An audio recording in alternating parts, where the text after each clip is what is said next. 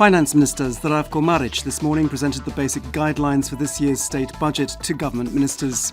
The new government's goal is to reduce the budgetary deficit to 3% of GDP in the next 2 years, although it is not clear whether expenditure will be reduced by the required 4.5 billion kuna. After the session, Maric told reporters that over the next 2 weeks he would gather information relating to Croatia's economic growth, inflation and consumer spending, emphasising that there would be no further changes to the country's tax system in this year's budget. President Kolinda Grabar-Kitarović and Prime Minister Tihomir Orešković are holding their first official meeting today. According to the President's office, the two are discussing current issues in Croatian politics, but no details have been given. It is thought that they will discuss the future of the Security and Intelligence Agency's director Dragan Lozancic, who may be held accountable for not informing the President that Zdravko Mamić, the executive president of the Zagreb Dinamo football club, with whom Grabar-Kitarović has been in contact, was under surveillance in connection with alleged involvement in corruption-related activity. Croatia's President and Prime Minister are also expected to discuss the candidates for the position of Head of the Armed Forces Chief of Staff, given that on the 1st of March, General Drago Lovric's mandate comes to an end. The decision by Culture Minister Zlatko Hasanbegović to dismiss the Expert Commission for Non-Profit Media was the focus of discussion on Croatian radio this morning.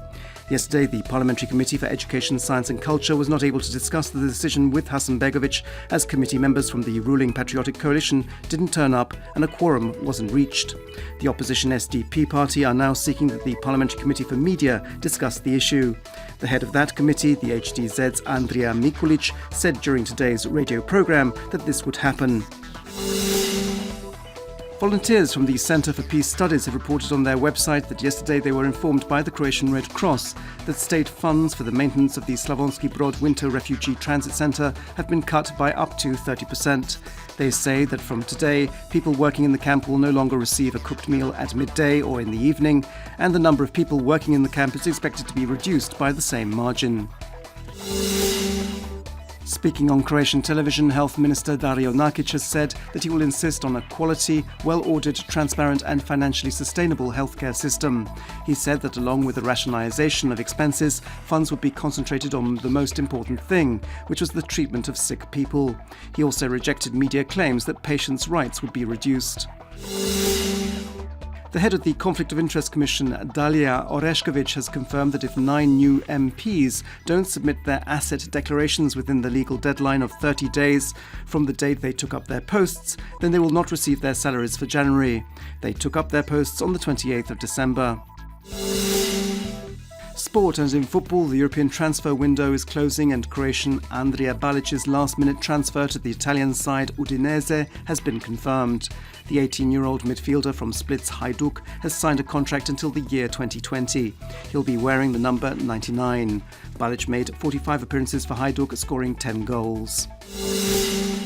This afternoon's forecast calls for changeable weather with above-average temperatures. There will be at least a little sun in most parts of the country and especially in the south. The most cloud is expected along the northern Adriatic coast, with a little rain expected in Gorski Kotar and around Rijeka.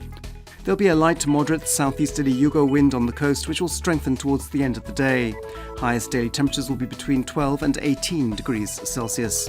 There'll be a gradual build-up of cloud from Wednesday afternoon onwards, with some precipitation expected. There'll be a strong, cold, northerly wind, and this will turn rain into sleet or snow, especially in higher areas. Snow is expected in the mountains. On Thursday, skies should clear, and until Friday, it'll be colder. On the coast for the next 2 days, there'll be a gradual build-up of rain with the chance of thunderstorms. The most precipitation tomorrow will be on the northern coast and on the southern coast the day after. On Wednesday evening, a southeasterly Yugo wind will turn to a strong or gale force strength northeasterly Bura wind, which on Friday will again turn to a northwesterly. Temperatures are expected to fall.